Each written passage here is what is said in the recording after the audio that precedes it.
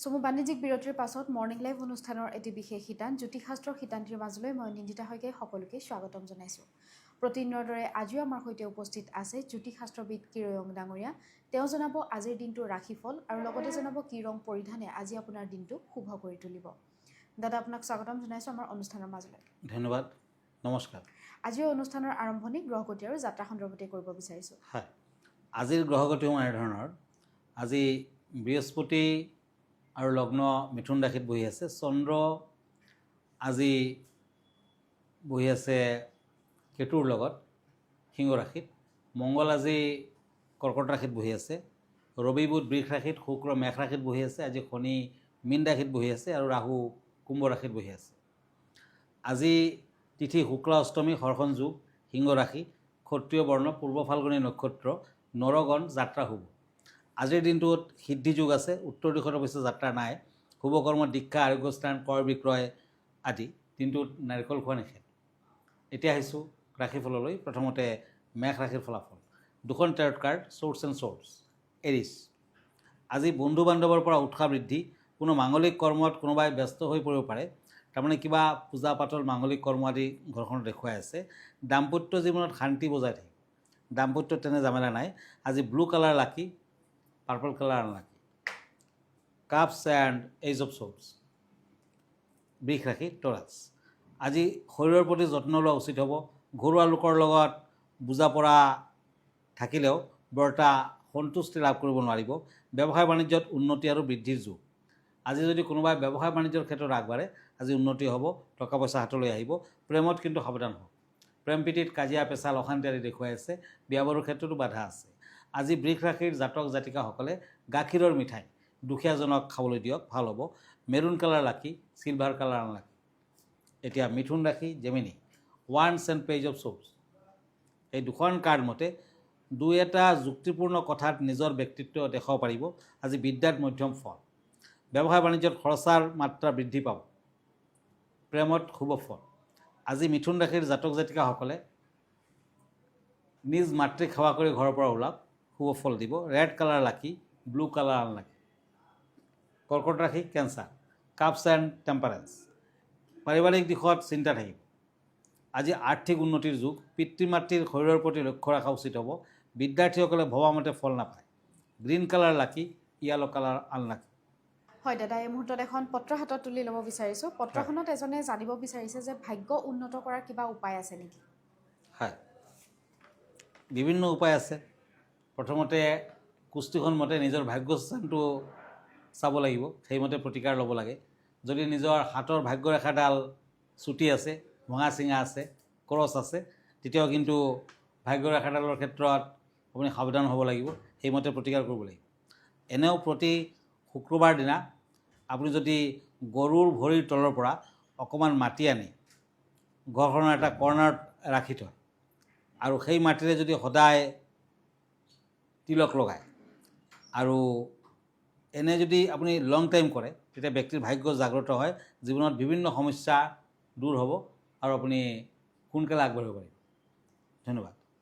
হয়, নিশ্চয়কৈ আপোনাৰ বিধানৰ জৰিয়তে তেওঁ উপকৃত হ'ব। আমি পৰৱৰ্তী ৰাশিফলৰ মাজলৈ আগবাঢ়োঁ। হয়, পেণ্টাকলছ এণ্ড কাপছ, সিংহ ৰাশি, লিঅ', আজি বিভিন্ন যোগাযোগ আদিত উৎসাহ বৃদ্ধি। বিদ্যাত সুনাম অৰ্জন। প্ৰাপ্য ধন আদায়ৰ সুযোগ পাব। আজি ব্যৱসায় বাণিজ্যত মধ্যম ফল। আজি পিংক কালাৰ লাকি, ৰেড কালাৰ আনলাকি। কন্যা ৰাশি, cups and king of shorts. এই দুখন কাৰ্ড মতে কৰ্মস্থানত সহকৰ্মীৰ লগত মতভেদ হ'ব পাৰে। দাম্পত্যত মধ্যম ফল।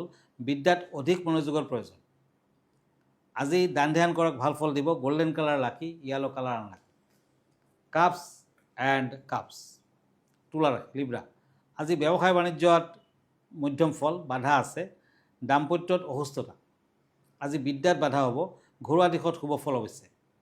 শৰীৰত মধ্যম ফল পাব। প্ৰেমত সন্দেহ থাকি যাব পাৰে। আজি পাৰিলে তুলা ৰাশিৰ জাতক জাতিকাসকলে দূৰ যাত্ৰা নকৰিব আৰু তুলা ৰাশিৰ জাতক জাতিকাসকলে তুলসীৰ তলত চাকি বন্তি আগবঢ়াওক। ঘিউৰ চাকি দিলে বিশেষ ভাল। আজি পাৰ্পল কালাৰ লাকি, গ্ৰীণ কালাৰ আনলাকি। বৃশ্চিক ৰাশি, স্কৰপিঅ', কাপছ এণ্ড পেণ্টাকলছ। এই দুখন কাৰ্ড মতে আজি আইন সম্পৰ্কীয় কামত বেছি মনোযোগ নিদিব। ঘৰুৱা দিশত মধ্যম ফল। বিদ্যাত শুভ ফল। ব্যৱসায় বাণিজ্যত জটিলতাই দেখা দিব পাৰে। হোৱাইট কালাৰ লাকি, গ্ৰীণ কালাৰ আনলাকি। হয় দাদা, আমি পৰৱৰ্তী 4টা ৰাশিফলৰ মাজলৈ আগবাঢ়িম। যিহেতু দৰ্শকসকলৰ বাবে প্ৰতিদিনে একোটিকৈ খুব সুন্দৰ বিষয় আগবঢ়ায় আপুনি, আজি কেনেধৰণৰ বিষয় আছে? আজিৰ বিষয় হ'ল ছডালাইট। এনেকুৱা এটি ৰত্ন যোনটো পিন্ধিলে আপুনি বিভিন্ন ধৰণৰ ক্ষেত্ৰত উপকৃত হ'ব পাৰে। ছডালাইট এই ৰত্নত ছডিয়াম পদাৰ্থ পোৱা যায়। এই ৰত্ন পাতল নীলা ৰঙৰ পৰা গাঢ় নীলা ৰঙৰ পোৱা যায়। ছডালাইট ৰত্নই আভামণ্ডল চাফা কৰাৰ লগতে মস্তিষ্ক আৰু ভাৱনাৰ মাজত সন্তুলন স্থাপিত কৰে। এই ৰত্নই কোনো গুৰুত্বপূৰ্ণ নিৰ্ণয় গ্ৰহণ কৰোঁতে সহায়ক হোৱাৰ লগতে আত্মবিশ্বাস বঢ়াই তোলে। জ্যোতিষশাস্ত্ৰৰ মতে ছডালাইট ৰত্ন ধাৰণে কেঞ্চাৰৰ নিচিনা ভয়ানক ৰোগৰ লগত যুদ্ধ কৰাৰ সাহস বঢ়াই তোলে। ব্যক্তিসকলে এই ৰত্ন ধন দৌলতৰ বাবেও ধাৰণ কৰে। প্ৰাচীন মান্যতা অনুসৰি এই ৰত্ন বিবাহৰ বাবেও ধাৰণ কৰা হয়।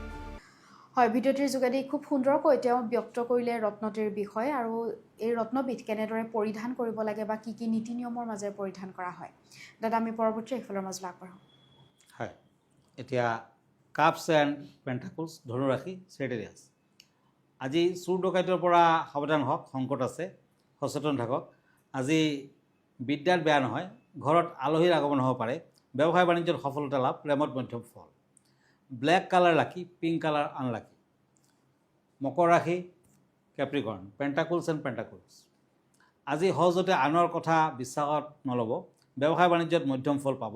বিদ্যাৰ্থীসকলে ভবামতে ফল নাপায়।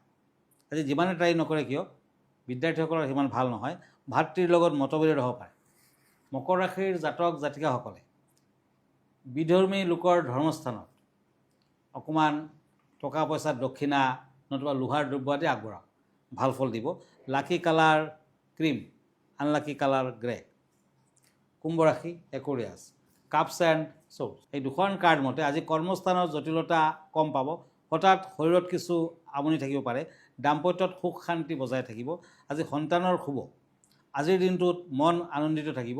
চিলভাৰ কালাৰ লাকি, মেৰুণ কালাৰ আনলাকি। মীন ৰাশি, কাপছ এণ্ড ষ্টাৰ। এই দুখন কাৰ্ড মতে আজি প্ৰিয় সংগৰ সৈতে আনন্দ লাভ। সন্তানৰ কৰ্মাদিত আনন্দ প্ৰাপ্তি। শত্ৰুৰ পৰা সতৰ্কতা অৱলম্বন কৰক। বিদ্যাত শুভ ফল। বিয়া বাৰুৰ যোগাযোগত বাধা থাকিব। আজিৰ দিনটোত য়েলো কালাৰ লাকি, ব্লেক কালাৰ আনলাকি। হয় দাদা, ধন্যবাদ জ্ঞাপন কৰিছোঁ। যিহেতু আমি অনুষ্ঠানটি শেষ কৰিব লাগিব, অনুষ্ঠানটি শেষ কৰাৰ পূৰ্বে আপোনাৰ ঠিকনাটোৰ পৰা দৰ্শকসকলক জনাই দিব। আপুনি এভৰি ছানডে ৰাতি 10টামান বজাত মোক প্ৰাগ নিউজত লাইভ প্ৰগ্ৰামত লগ পাব। আৰু যদি ফেচবুক পেজ চাৰ্চ কৰে কিৰো য়াং ৰত্ন কুবেৰ বুলি চাৰ্চ কৰিব পাৰে। মই ইনষ্টাগ্ৰামত আছোঁ, মই ইউটিউবতো আছোঁ। আমাৰ ঠিকনা এষ্ট্ৰলজাৰ কিৰো য়াং, Ratna Kuber gems and jewellery, Manipuri Basti, Guwahati 7। Phone নম্বৰটো হ'ল 9085949309। আমাৰ ইমেইল এড্ৰেছটো হ'ল kiroyangastrologer@kiroyang.com। ধন্যবাদ, নমস্কাৰ। আৰু ইয়াৰ লগে লগে মই নিন্দিতা শইকীয়া জ্যোতিষশাস্ত্ৰ সিদ্ধান্তিৰ পৰা বিদায় লৈছোঁ। ধন্যবাদ।